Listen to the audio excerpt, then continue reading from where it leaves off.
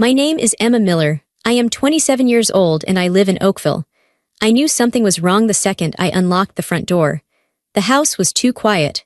Usually, there was the click-clack of claws on the hardwood, the soft thud of a tail hitting the wall, the happy whine of Jasper, my golden retriever mix, waiting for me. He was my anchor. He was my only comfort in a house that often felt like a war zone. Today, there was nothing. Just a heavy, suffocating silence. I dropped my keys in the bowl. "Jasper," I called out. My voice shook a little. My mother was sitting at the kitchen table, scrolling through her phone. She didn't even look up at me. She didn't even blink. "Where is he?" I asked. My stomach twisted into a knot. She took a sip of her coffee and said it like she was talking about the weather. "We sold him. Your sister's kids needed new phones. They're expensive, Emma. You know how hard it is for her." I froze. I couldn't breathe. The air left my lungs. They didn't just give him away. They traded my best friend, a living, breathing soul, for gadgets. For iPhones my nieces would crack in a week. At that moment, the daughter I tried so hard to be died right there in the hallway. But before I tell you how everything flipped, like and subscribe, drop a comment. Where are you watching from? To understand why my mother could sit there and drink her coffee while my world fell apart, you have to understand my role in this house. I am not a daughter to them. I am a utility. I am like the refrigerator or the washing machine. You only notice me when I stop working. My name is Emma Miller. I am 27 years old. I have a job. I pay my bills. I help with the rent. But in this house, I am invisible. I grew up being the fixer. If something was broken, Emma fixed it. If bills were late, Emma paid them. If my parents argued, Emma was the mediator. If my sister, Sarah, had a crisis, which was every other Tuesday, Emma had to drop everything to help her. Sarah is 2 years older than me. She was the golden child. She was loud, demanding, and dramatic. My parents loved it. They fed off her energy. When Sarah walked into a room, the air changed. Everyone had to look at her. Everyone had to listen to her. I was the opposite. I was quiet. I was steady. I kept my head down and did what I was told. I thought that if I was good enough, if I was helpful enough, they would love me. I thought that if I carried enough of their burdens, they would eventually look at me and say, "Thank you, Emma. We appreciate you." That moment never came. I remember my high school graduation. I was valedictorian. I had worked so hard. I studied late into the night while my parents watched TV. I cooked dinner while Sarah was out with her friends.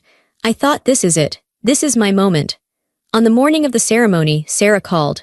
She had a flat tire. She was crying hysterically. My father looked at me in my cap and gown. He didn't say, "I'm proud of you." He tossed me his car keys. "Go get your sister," he said. "She's stranded." "But Dad," I said. "The ceremony starts in an hour." "Family comes first, Emma," my mother snapped. "Don't be selfish. Your sister is scared." I went. I changed the tire. I got grease on my graduation dress. We missed the beginning of the ceremony. I missed walking across the stage when they called my name. When we finally got there, my parents didn't apologize to me. They hugged Sarah. They asked if she was okay. They bought her ice cream because she had a traumatic morning. I stood there in my stained dress, holding my diploma case that I had to pick up from a cardboard box later, and I felt entirely alone. That was my life. My mother manipulated through guilt. She was a master at it. "After everything we've done for you," she would say, "we put a roof over your head. We fed you." She made basic parenting sound like a heroic sacrifice that I owed her a debt for. If I ever tried to say no, she would clutch her chest. She would cry. She would say I was breaking her heart. My father was different. He didn't use guilt. He used dismissal. If I tried to talk to him about my day, he would turn up the volume on the TV. If I told him I was struggling, he would tell me to toughen up. "You're too sensitive," he would say. "Stop making a big deal out of nothing." But if Sarah had a problem, if Sarah needed money, if Sarah needed a babysitter for her 3 kids, then suddenly it was a crisis. Then it was an emergency. Sarah had 3 kids, my nieces. I loved them, but they were becoming just like her. Entitled, loud, demanding, Sarah was always struggling. She had a new phone every year, but she couldn't pay her electric bill. She had designer purses, but she needed my parents to buy groceries for the kids. And who paid for it? Often it was me. I worked as a graphic designer. I made decent money, but I stayed at home to save for a house of my own. Or that was the plan. In reality, my money went into the family pot. "Emma, can you cover the electric bill this month? Your dad's hours got cut." "Emma, we need to fix the boiler. Can you transfer some money?" "Emma, Sarah needs help with the kids' school supplies." I gave and I gave. I thought I was buying love. I thought I was buying my place in the family. Then came Jasper.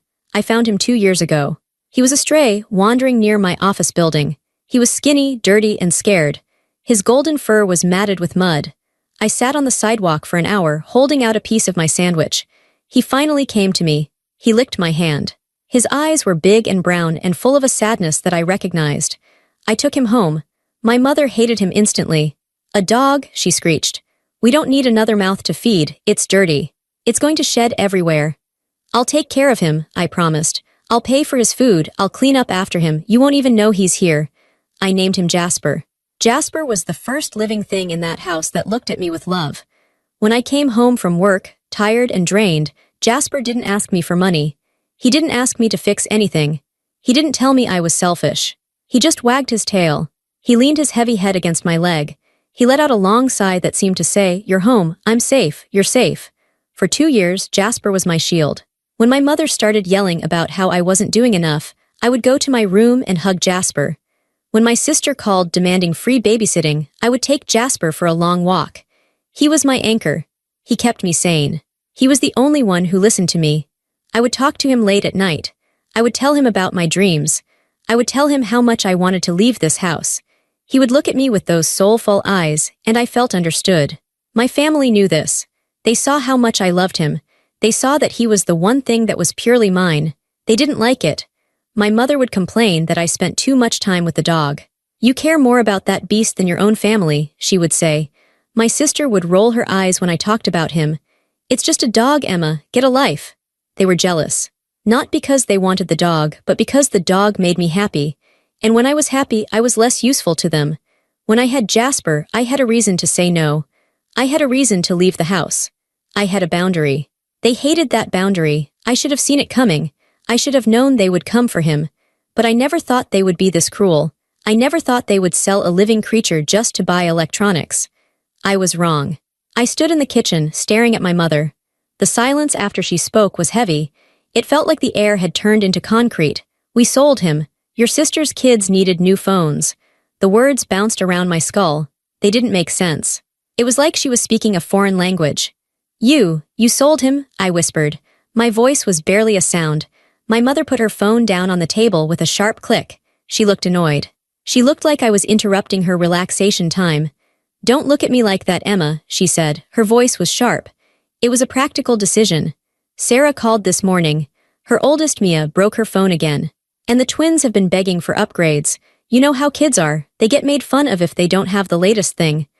I felt my hands start to shake. "You sold my dog for iPhones." "It wasn't just about the phones," she said, waving her hand dismissively. "We got $500 for him. That dog was a purebred or close enough. Sarah needed the money. It's been a hard month for her." "He was my dog," I said. My voice was getting louder. "He wasn't yours to sell. I paid for his food. I paid for his vet bills. He was mine."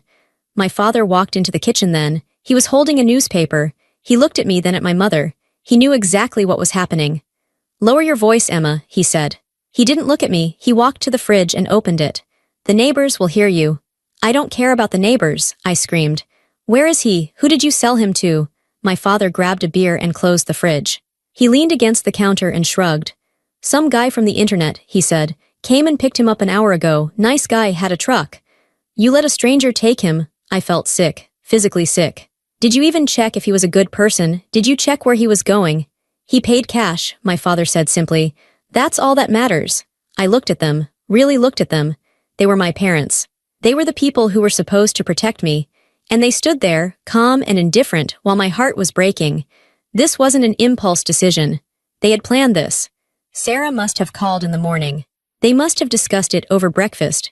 They probably took photos of Jasper while I was at work. They posted an ad. They negotiated a price. All while I was sitting at my desk, thinking about coming home to walk him. My phone buzzed in my pocket. I pulled it out blindly. It was a text from Sarah. It was a picture. It was a photo of her 3 kids, smiling wide, holding up brand new iPhone boxes. The caption read, "Thanks for the help, Auntie M. Kids are so happy, LOL." The LOL hit me like a physical slap. She knew exactly where the money came from.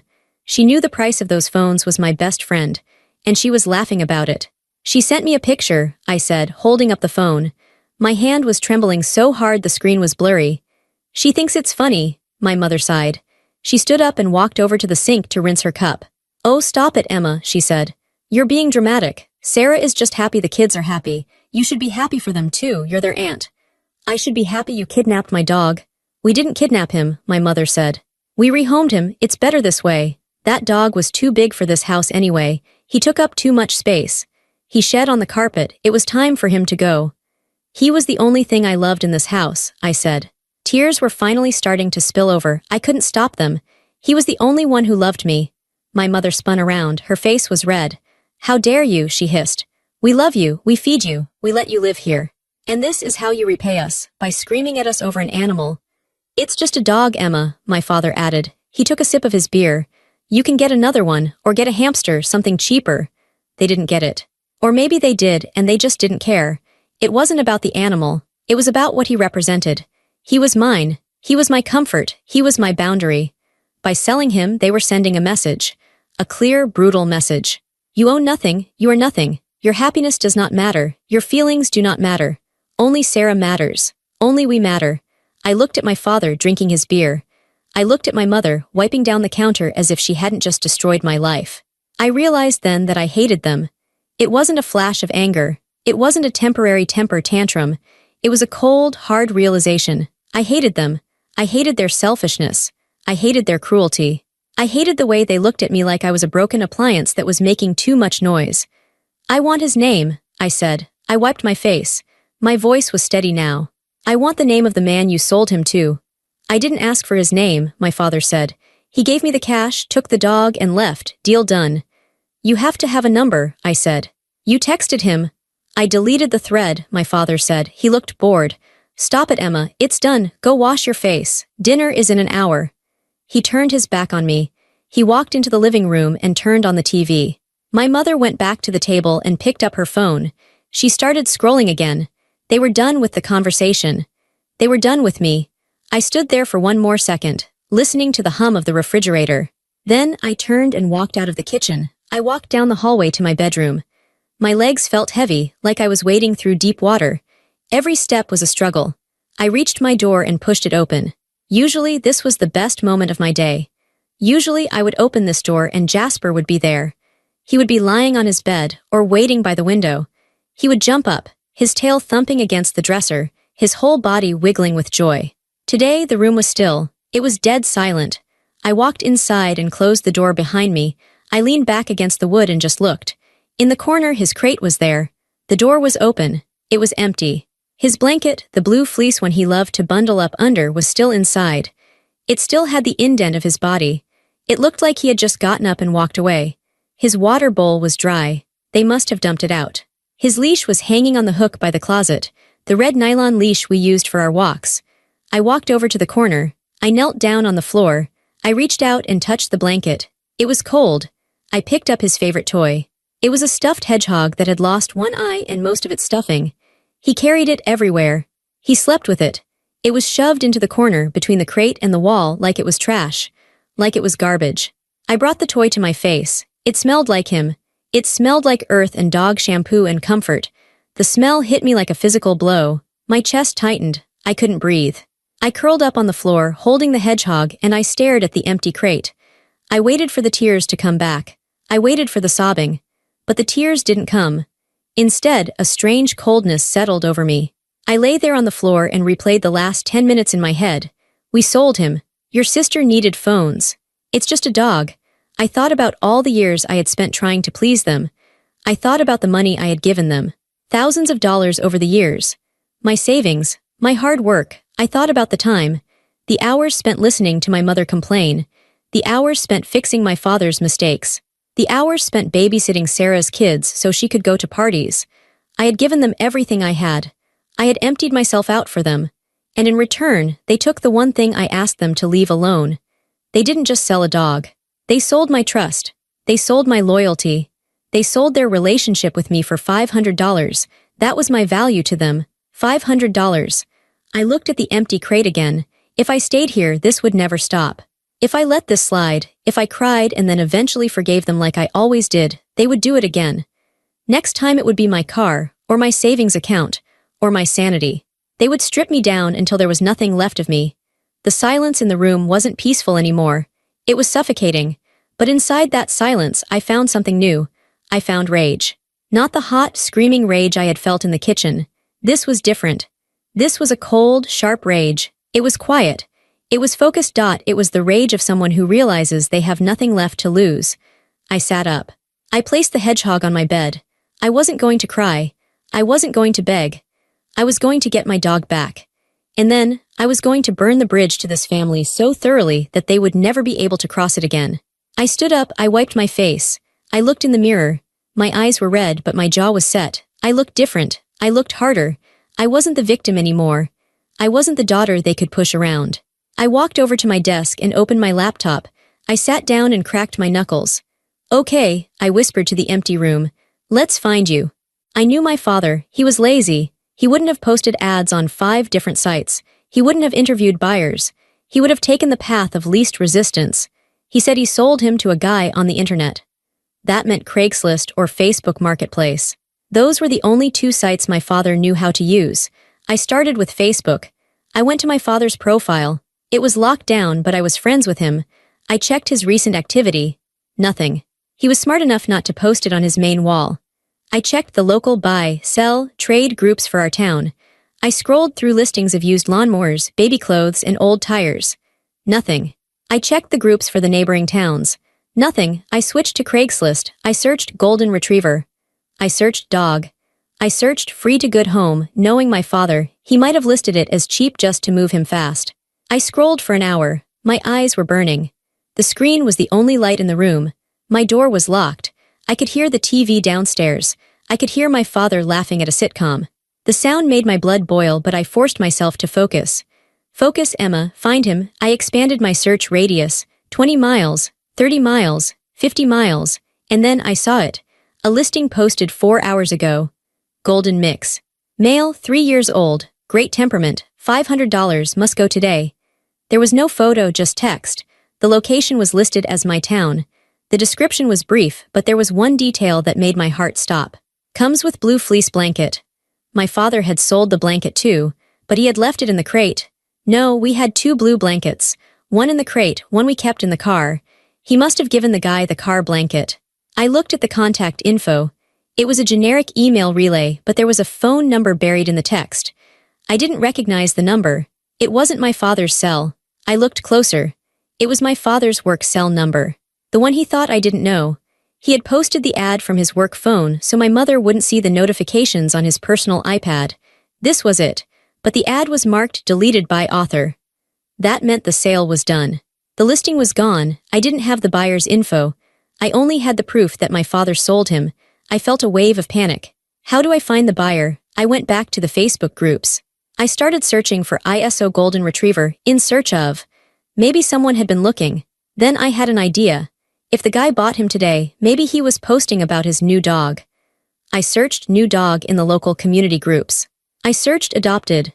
Nothing. I sat back, rubbing my temples. Think like a person who just bought a dog. You buy a dog, you need supplies. You might ask for recommendations for vets. You might ask for advice. I went to the dog owners of my county group. I sorted by newest. And there it was, posted 30 minutes ago. A grainy photo of a golden retriever sitting in the back of a pickup truck. He looked scared. He was looking at the camera with wide, confused eyes. The caption read, "Just picked up this guy. Previous owner said they were moving and couldn't take him. Seems sweet but a little nervous. Anyone know a good mobile groomer? He smells like cigarettes." My father smoked. The house always smelled like cigarettes. It was Jasper. I knew that face. I knew that white patch on his chest. I clicked on the profile. The name was Mike Henderson. He lived in the next town over, about 40 minutes away. I didn't hesitate. I didn't send a message. I didn't wait. I grabbed my keys. I grabbed Jasper's leash from the hook. I opened my bedroom door. The hallway was dark. I crept down the stairs. The living room light was flickering against the wall. I could hear my mother snoring in her chair. I slipped out the front door. My hands were shaking as I started my car. I punched the name Mike Henderson into my GPS on my phone. A generic address popped up. It was a guess, but it was a start. I drove fast, probably too fast. I rehearsed what I was going to say. I would offer him double. I would offer him everything in my savings account. I would beg, I would threaten, I didn't care. I wasn't leaving without my dog. The drive felt like it took 10 years. I pulled into a driveway of a small ranch house. There was a pickup truck in the driveway, the same truck from the photo. I killed the engine. I got out. I walked up to the front door. It was 9:30 p.m. It was late to be knocking on a stranger's door. I knocked anyway, hard. A minute passed, then the porch light flicked on. The door opened. A man stood there. He was big, wearing a flannel shirt. He looked confused. "Yeah," he said. "Can I help you?" "You bought a dog today," I said. My voice was breathless. "A golden retriever mix from a man in Oakville." The man's eyes narrowed. "Yeah, who are you?" "I'm his daughter," I said. "He stole that dog. He sold him without my permission. That dog is my baby. He is my everything." I held up the leash. My hands were trembling. "Please," I said. Tears were running down my face now. "Please, I have cash. I'll pay you whatever you want. I just want him back." The man looked at me. He looked at the leash in my hand. He looked at the desperation in my face. He let out a sigh. He rubbed the back of his neck. "He told me he was moving to Florida," the man said. "Said the dog needed a yard." "He lied," I said. "He sold him to buy iPhones." The man shook his head. "Unbelievable." He turned and shouted into the house. "Babe, bring the dog." A woman appeared in the hallway behind him. She was holding Jasper by the collar. As soon as Jasper saw me, he froze. "Jasper," I whispered. He let out a bark, a loud, sharp bark. He wrenched himself free from the woman's grip. He launched himself at the storm door. He was scratching at the glass, whining, crying. The man opened the door. Jasper hit my chest like a cannonball. I fell back onto the porch steps, but I didn't care. He was licking my face. He was crying, that high-pitched, happy cry that dogs do. He was wrapping his paws around me. I buried my face in his fur. He smelled like cigarettes and fear, but he was here, he was safe. "I've got you," I sobbed. "I've got you, buddy. I'm sorry, I'm so sorry." I looked up at the man. I reached for my wallet. "How much?" "I have 500 right now. I can go to an ATM." The man looked at his wife. The wife was wiping her eyes. "Keep your money," the man said. "I'm not taking money for a stolen dog. That's messed up." "Are you sure?" I asked. "Take him home," he said, "and keep him away from your dad." "I will," I said. I stood up, clipping the leash onto Jasper's collar. The click of the metal was the best sound I had ever heard. "Thank you," I said. "Thank you so much." I walked Jasper to the car. He jumped into the passenger seat like he had done 1,000 times before. I got in and locked the doors. I looked at him. He was panting, looking at me with adoration. "We're going home," I told him, "but not to stay." I started the engine. I wasn't just bringing a dog home. I was bringing back a war declaration. I drove back to my parents' house. The adrenaline was fading, replaced by that cold resolve again. I pulled into the driveway. The house was dark now. They had gone to bed. I unlocked the front door. I walked in with Jasper. My mother must have heard the door. She was standing at the top of the stairs in her bathrobe. "Emma," she called out. "Where have you been? It's almost 10 o'clock." I walked to the bottom of the stairs. Jasper stood next to me, growling low in his throat. He knew who she was. He knew what she had done. My mother saw him. She froze. Her hand went to her mouth. "How?" she stammered. "How did you?" "I found him," I said. My voice was calm, deadly calm. "I bought back what you sold." "You went to a stranger's house at this hour," she shrieked. "Are you crazy? You could have been killed. And bring that dog back in here. Your father said."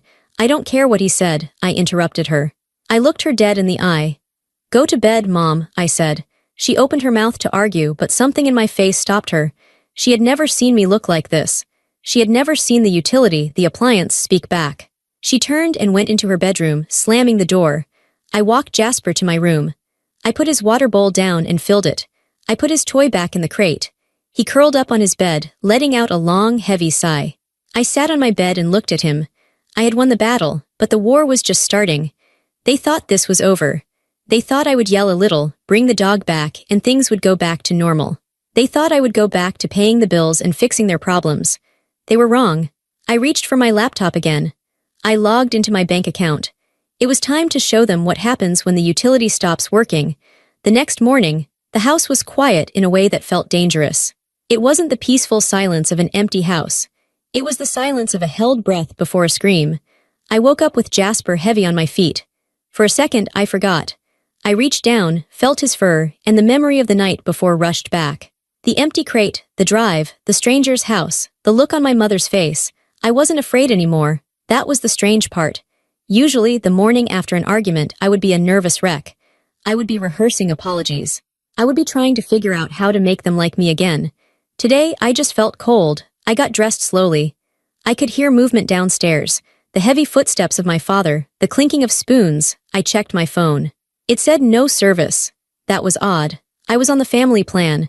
I paid a third of the bill every month, transferring the money to my dad, but the account was in his name.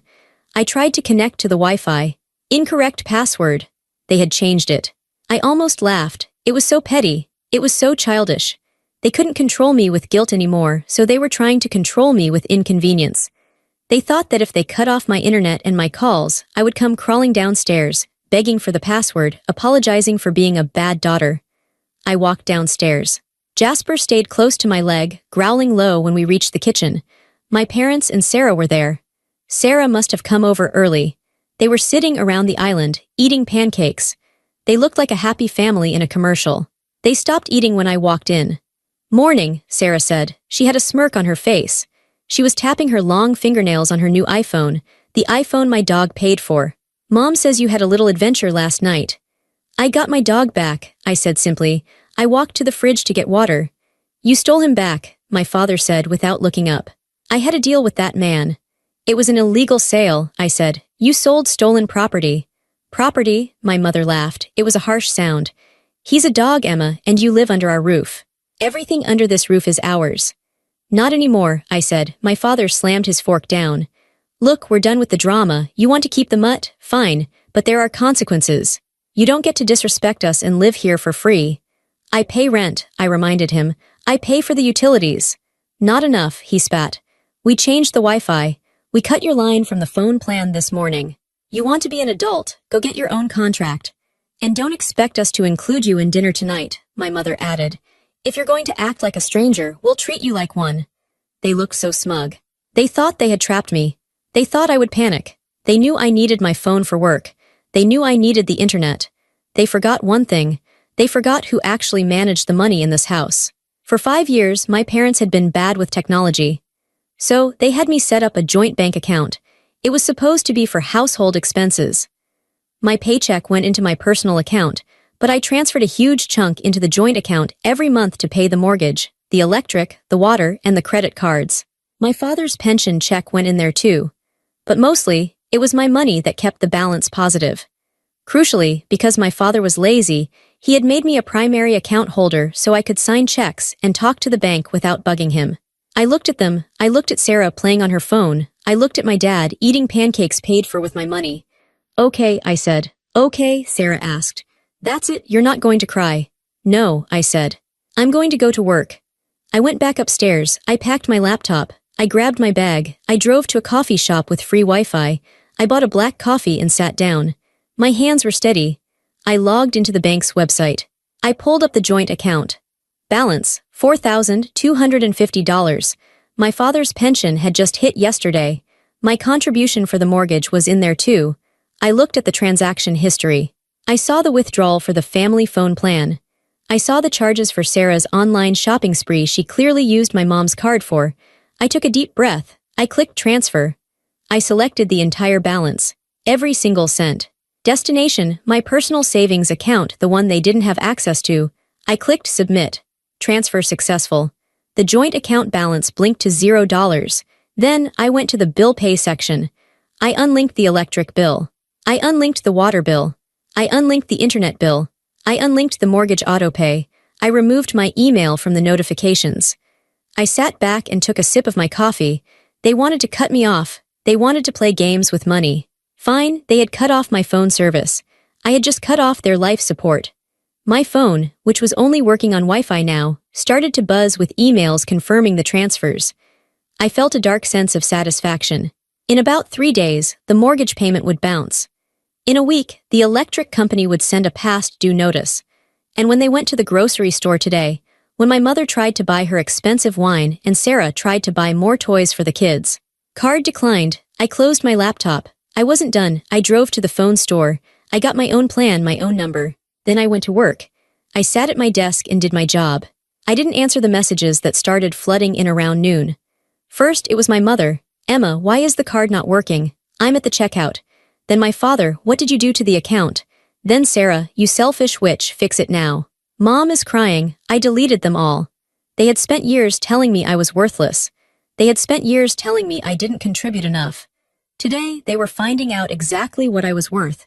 When I got home that evening, the atmosphere had shifted from smugness to panic. I pulled into the driveway. My father's truck was there. Sarah's car was there. I took a deep breath. I turned to Jasper in the passenger seat. "Stay here, buddy," I said. "I'll be right back." I walked into the house. It was chaos. My mother was sobbing at the kitchen table. My father was pacing back and forth, his face purple with rage. Sarah was screaming into her phone, probably at her husband, complaining about me. When I walked in, the room went silent. "You," my father roared. He pointed a shaking finger at me. "You put that money back right now. That is theft." "It's not theft," I said calmly. "It's a joint account. My name is on it. And considering I've put in about 80% of the money in there over the last 5 years, I was just taking back my investment." "We can't pay the mortgage," my mother wailed. "We can't buy food." "You have Sarah," I said, looking at my sister. "Sarah got $500 for my dog. Surely she can help you with groceries." Sarah glared at me. "I spent that money. The kids needed cases for the phones." "Well," I said, "that sounds like a you problem." "You are ungrateful," my father spat. "After everything we did for you, we raised you."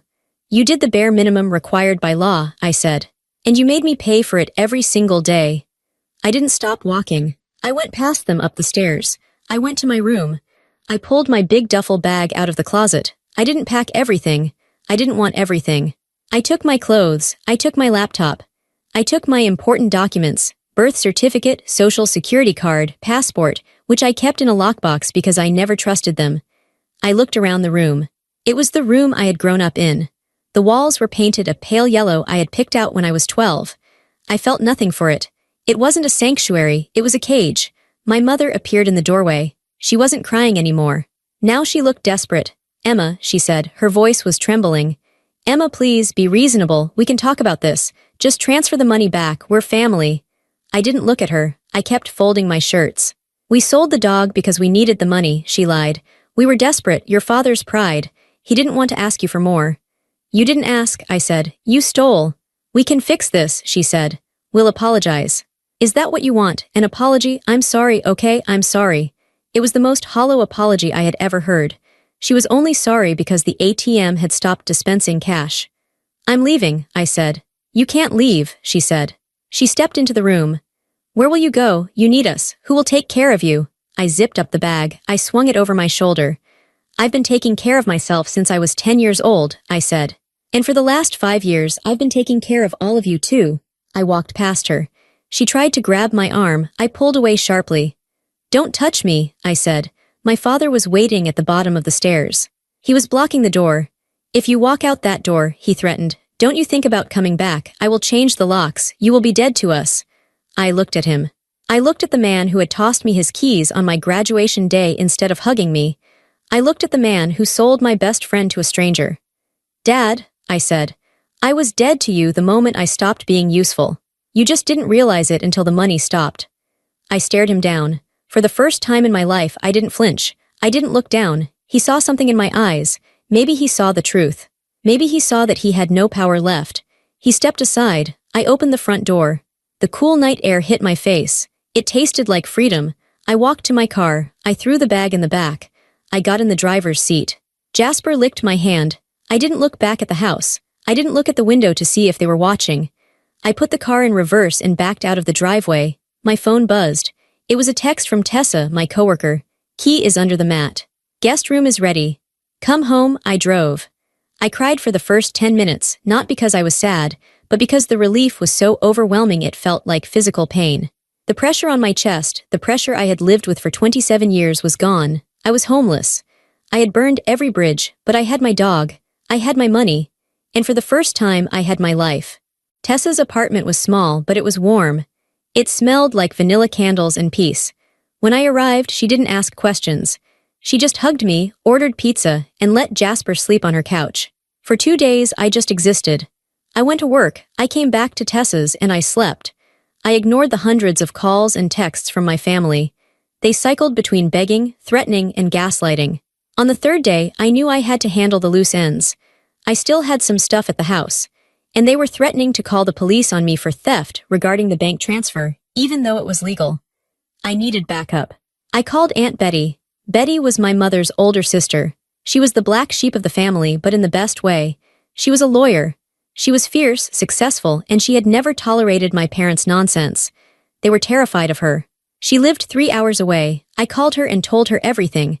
I told her about the dog, the phones, the bank account. There was a long silence on the other end. They did what? Betty's voice was low and dangerous. They sold Jasper, I whispered. Pack a bag, Emma, Betty said. I'm coming down. You don't have to, I'm coming down, she repeated. Meet me at their house at noon tomorrow. Bring the dog. The next day, I pulled up to my parents' house. Betty's black Mercedes was already there, parked right in the middle of the driveway like a tank. Betty was standing on the porch. She was wearing a sharp suit and sunglasses.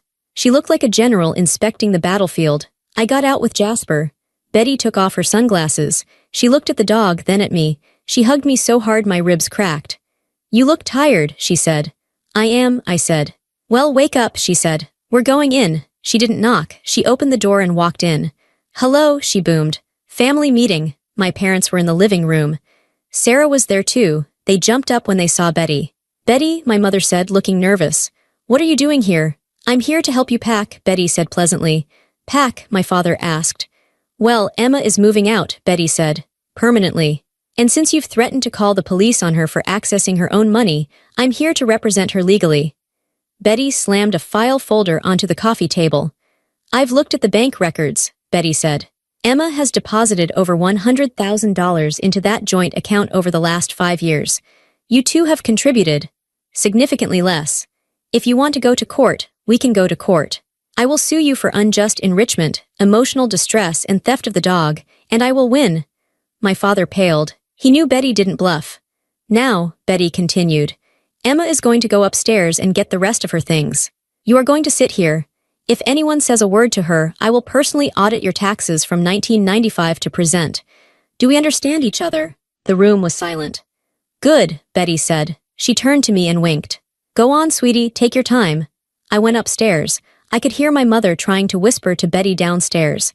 She's stealing from us, Betty. She left us with nothing.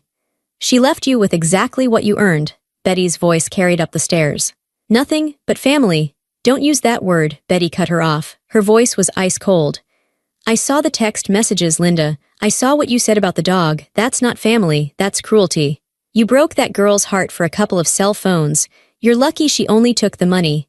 If it were me, I'd have burned the house down. I packed the rest of my books. I took my winter coat. I took the photo of my grandmother. I walked back downstairs.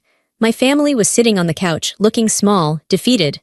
My father wouldn't look at me. My mother was crying silently, but it was the crying of someone who got caught, not someone who was sorry. I'm done, I said to Betty. Excellent, Betty said. She picked up her sunglasses. She turned to my parents one last time. Don't contact her, Betty said. Don't go to her work, don't call her. If she wants to speak to you, she will reach out. If you bother her, you deal with me, and you know you can't afford me. We walked out. We got into our cars. As I drove away, following Betty's Mercedes, I looked in the rearview mirror. The house got smaller and smaller. It was just a building now, wood and brick. It held no power over me. Betty honked her horn twice. A victory sound. I smiled. I reached over and scratched Jasper's ears. We're free, I told him. It took me 2 weeks to find a place. It wasn't fancy. It was a second-floor apartment in an older building on the edge of town. The floors creaked. The radiator clanked in the middle of the night, and the view was of a brick wall. But it was mine. My name was on the lease. My key opened the door. For the first time in my life, I bought groceries just for me. I bought the expensive cheese because I wanted it. I bought the cereal my father hated.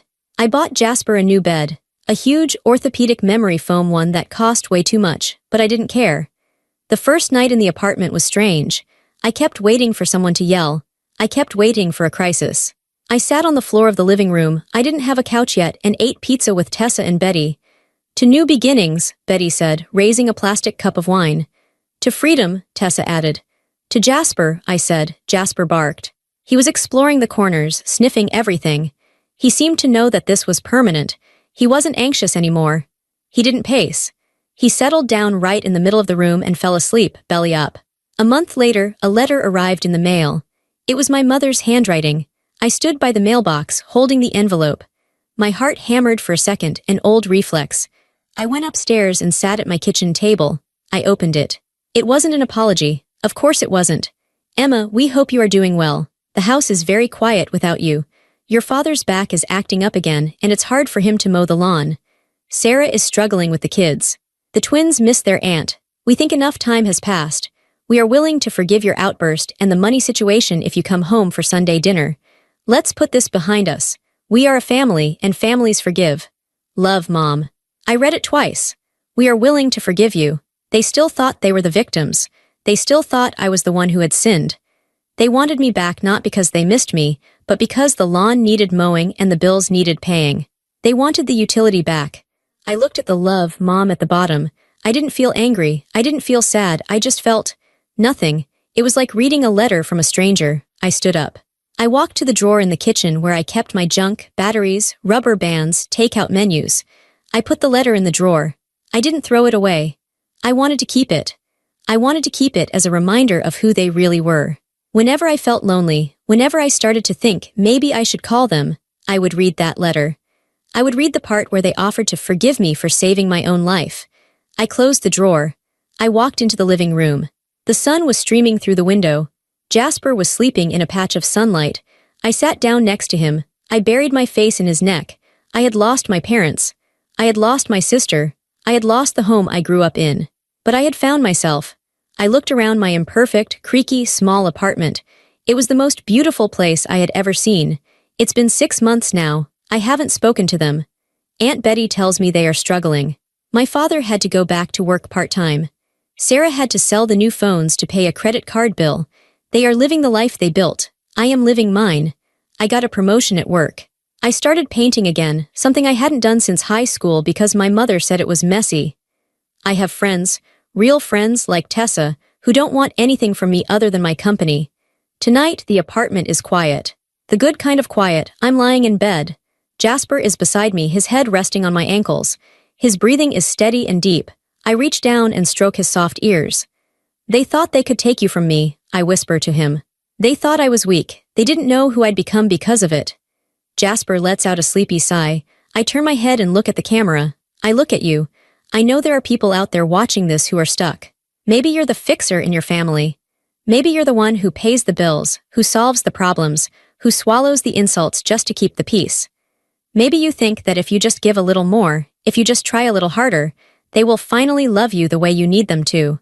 I need you to hear me. You cannot buy love. You cannot earn respect from people who benefit from your disrespect. When I stopped letting them use me, they stopped loving me. That means they never loved me at all. They only loved what I could do for them. It hurts to realize that. It hurts to walk away. It is terrifying to step out into the dark with nothing but a duffel bag and a dog. But the light on the other side, it is so bright. If you have to choose between your family and your soul, choose your soul. If you have to choose between keeping the peace and keeping your sanity, choose your sanity. And if you ever have to walk away from the people who were supposed to protect you, don't look back, just keep walking. I'm Emma, this is Jasper, and we are finally home. Subscribe for the next story.